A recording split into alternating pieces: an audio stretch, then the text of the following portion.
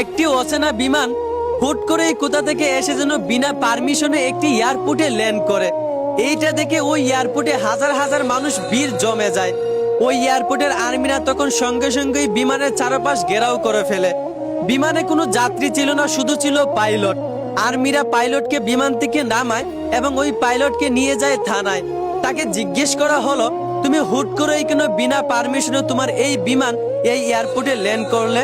Pilot তখন উত্তরে বলল, আমার বিমানের তেল ফুরিয়ে গিয়েছিল আর পারমিশন নেওয়ার মতো সময়ও আমার হাতে ছিল না, তাই আমি বাধ্য হয়ে এই এয়ারপোর্টে বিমানটা ল্যান্ড করিয়েছি। কেন জানি পাইলটের এই কথাগুলো আর্মিদের বিশ্বাস হচ্ছিল না। তারা বারবার পাইলটকে জিজ্ঞেস করতেছিল।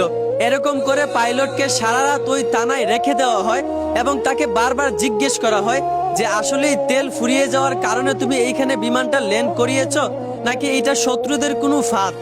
কিন্তু পাইলটকে সারা রাত জিজ্ঞেস করার পরও পাইলট একই উত্তর দিয়েছিল, তার তেল ফুরিয়ে গিয়েছিল, তাই সে বাধ্য হয়ে বিমানটা বিনা পারমিশনে এইখানে ল্যান্ড করে। তারপর সকালবেলা আর্মিরা পাইলটকে ছেড়ে দেয় এবং তাকে খুব কড়াভাবে বলে দেয়, নেক্সট টাইম কখনোই কোনো পরিস্থিতিতে যেন এই এয়ারপোর্টে বিমান বিনা পারমিশনে ল্যান্ড না করানো হয়। নেক্সট টাইম যদি তুমি বিনা পারমিশনে যে কোনো পরিস্থিতিতে এই এয়ারপোর্টে তোমার বিমান ল্যান্ড করাও, তাহলে তোমার যাবজ্জীবন জেল হবে। লোকটা তার বিমান নিয়ে চলে গেল। কিন্তু অবাক করা বিষয়, তার পরের দিন সকাল হতে না হতেই ওই পাইলট আবারও বিনা পারমিশনে ওই বিমানটা ওই এয়ারপোর্টে ল্যান্ড করে। আবারও ওই এয়ারপোর্টে শত শত মানুষ জড়ো হয়ে গেল। আর্মিরা সঙ্গে সঙ্গে ওই বিমানটাকে আবারও ঘেরাও করে ফেললো। কিন্তু ওই বিমানে তখন একজন যাত্রী ছিল, আর ওই যাত্রীটা হচ্ছে একজন মহিলা।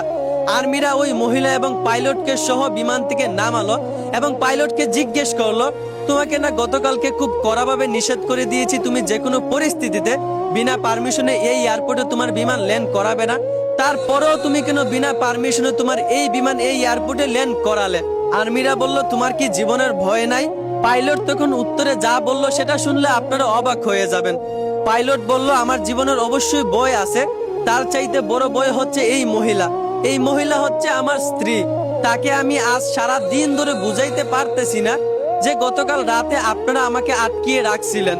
সে বলতেছে আমি নাকি কোন বেডির লোকে সারা রাত কাটাই আসছি। আপনারা একটু বলেন তো যে আমি কোনো বেডির লোকে সারা রাত কাটাই নাই, আপনারা আমাকে আটকায় রাখছেন। লোকটার কথা শুনে 1 ঘন্টা যাবত শত শত আর্মিরা মহিলাকে বুঝালো যে গতকাল রাতে পাইলটটা তাদের আওতায় ছিল।